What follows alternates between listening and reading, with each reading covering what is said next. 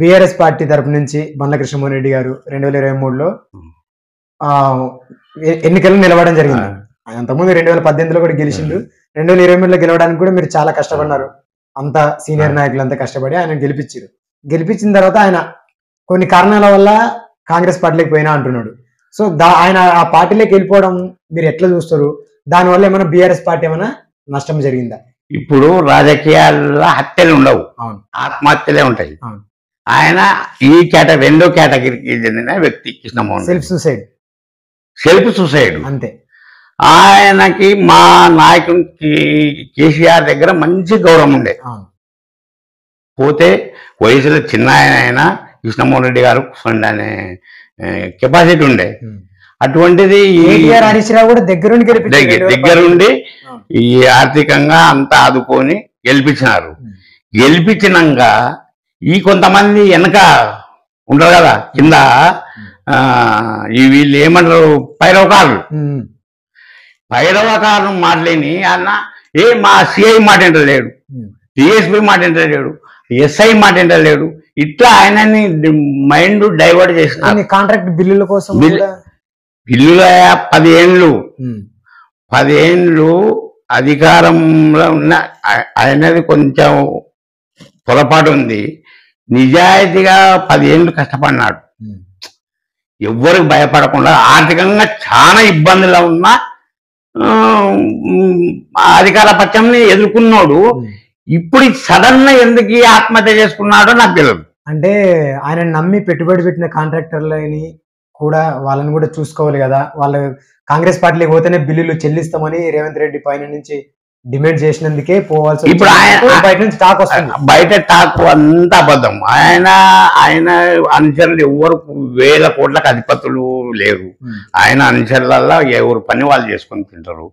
ఎవరు కాంట్రాక్ట్ ఏదో చిన్న చిన్న కాంట్రాక్టులు వాళ్ళు చేసుకుంటారు. ఎందుకంటే ఇప్పుడు మెడికల్ కాలేజ్ కట్టించడం, నర్సింగ్ కాలేజ్ కట్టించడం. మెడికల్ కాలేజ్ కట్టిస్తే నీకేం సంబంధము? అంటే కాంట్రాక్టర్ నీవే స్టేట్ కాంట్రాక్టర్, వాళ్ళు స్టేట్ వాళ్ళు ఎవరికి నువ్వు చెప్తే అయినాడు. నాది ఇప్పుడు వాళ్ళకి వస్తాయి. రాయపురం ఉంది, మన డ్యామ్, రాయపురం డ్యామ్ ఉంది.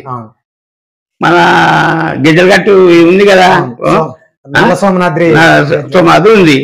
అది మనం చెప్తే ఆగాడు, అది వాడు డైరెక్ట్ ఆయన చూసుకుంటాడు. మనకేం ఇప్పుడు ఈయన దేన్ని ఆశించిపోయినట్టు ఏం ఆశించలేడు.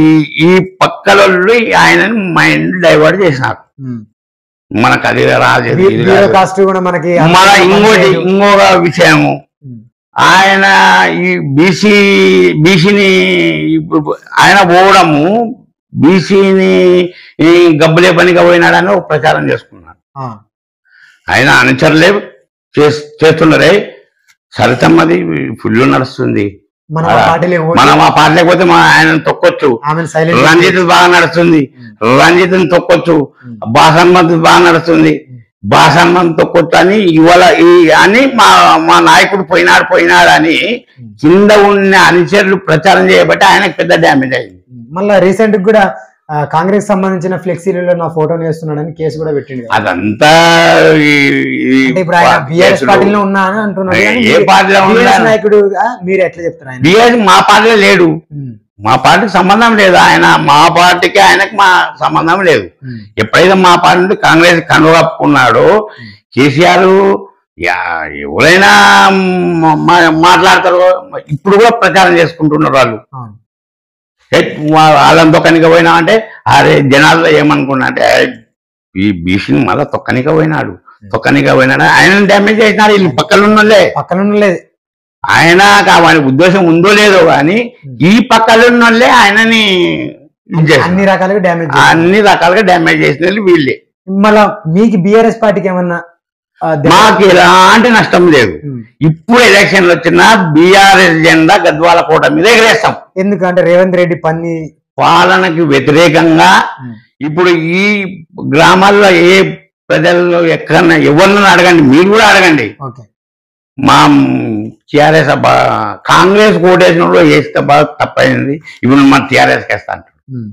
ఎందుకంటే ఆయన చేసిన రేవంత్ రెడ్డి ఏం చేసినాడు?